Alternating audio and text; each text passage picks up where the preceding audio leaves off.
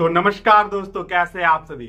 आपका पुनः स्वागत है हमारे इस YouTube चैनल में। तो जो लोग पहली बार इस चैनल पर विजिट कर रहे हैं वो सबसे पहले सब्सक्राइब का बटन प्रेस कर दे और बेल आइकन को दबा दे ताकि हमारा आने वाला वीडियो आप तक आसानी के साथ पहुंच सके।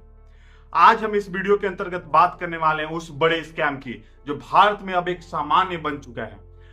यह स्कैम है मेडिकल और कॉलेज। यह संस्थान अब सिर्फ समाज की अच्छाइयों के लिए नहीं रहा, समाज का हेल्प करने के लिए नहीं रहा, बल्कि अब यह समाज से पैसे वसूलने के नाम पर जाना जाने लगा है। यह भारत में एक ऐसा स्कीम है जिसमें ना चाहकर भी लोगों को फंसना पड़ता है। यह भारत में इस प्रकार का बिजनेस मॉडल बन चुका है कि अब हर कोई इसी में इन्वेस्ट करना चाहता है। भारत की शिक्षा प्रणाली और भारत की मेडिकल व्यवस्था दोनों ही सरकारों के माध्यम से चलाई जाती है। पर अगर हम सरकारों के माध्यम से चलाई जाने वाली इन दोनों व्यवस्थाओं को देखें तो ये दोनों व्यवस्था जमीनी लेवल पे फ्लॉप दिखती है और इसी का सबसे बड़ा कारण है कि ये बिजनेस मॉडल इतना ऊंचा लेवल पे जा चुका है। आज हर कोई स्कूल खोलना चाहता है, कॉलेजेस खोलना चाहता है और मेडिकल लाइन में जाकर हॉस्पिटल या फिर नर्सिंग होम खोलना चाहता है। फार्मासिस्ट की डिग्रियां लेकर फार्मेसी की दुकान खोलना चाहता है।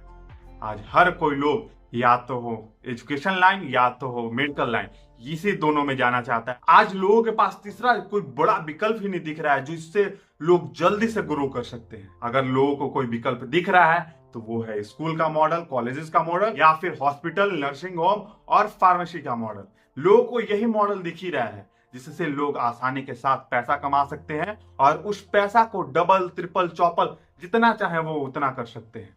में सबसे बड़ी विफलता सरकार की है, क्योंकि अगर सरकार अपने हॉस्पिटलों को दुरुस्त रखती, नर्सिंग होमों को दुरुस्त रखती और स्कूलों को, कॉलेजेस को दुरुस्त रखती तो आज लोगों को बड़ी बड़ी मात्रा में फीस देकर, जिसकी उतनी कीमत भी नहीं है जितना प्राइवेट संस्थानों में उसका फी वसूला जाता है, उतना गरीब से गरीब लोग उस फीस को भरते हैं।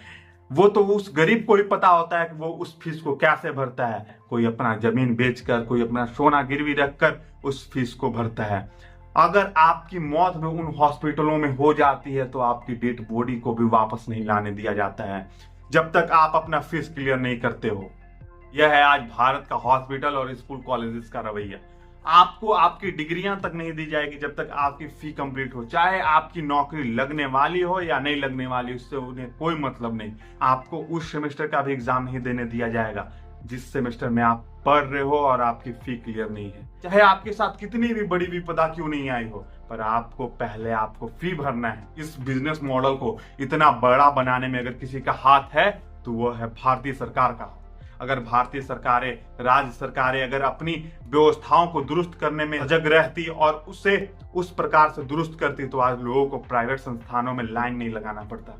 आज सरकारी संस्थानों को कोई पूछता तक नहीं है। उन सरकारी संस्थानों में कोई अपने बच्चों को, कोई अपने आप को भेजना तक नहीं चाहता। आखिर ऐसा है क्यों? इसमें सबसे बड़ा अगर फ्लॉप रोल किसी का है तो वो है सरकारों का।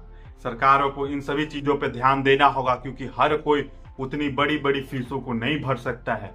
हर कोई उतनी बड़ी बड़ी फी को अफोर्ड नहीं कर सकता है। ये भारत के सरकार को सोचना चाहिए। और अगर आप यह सोचते हो कि हम उस फी को अफोर्ड कर सकते हैं तो फिर आप हमारे यहाँ महंगाई को कम करो, बेरोजगारी दर को घटाओ, क्योंकि हम अपना जमीन बेचकर उन फी को भर देंगे, अपना गहने रख कर उन फी को भर देंगे, पर हमें उन फी को भरने के बाद तुरंत नौकरी लगाने की जिम्मेवारी आपकी होनी चाहिए। धन्यवाद। यह एक सामाजिक मुद्दा है, यह एक बहुत बड़ा सामाजिक मुद्दा है और इस मुद्दे को हर कोई को जानना चाहिए। इस मुद्दे से हर कोई को जुड़ना चाहिए और सरकार से सवाल करने चाहिए, क्योंकि सरकार से सवाल करने का भी अधिकार हमारा है। तो चलिए मिलते हैं अगले वीडियो में। वीडियो देखने के लिए बहुत बहुत धन्यवाद। वीडियो पसंद आया तो वीडियो को लाइक कर दे, चैनल को सब्सक्राइब कर दे।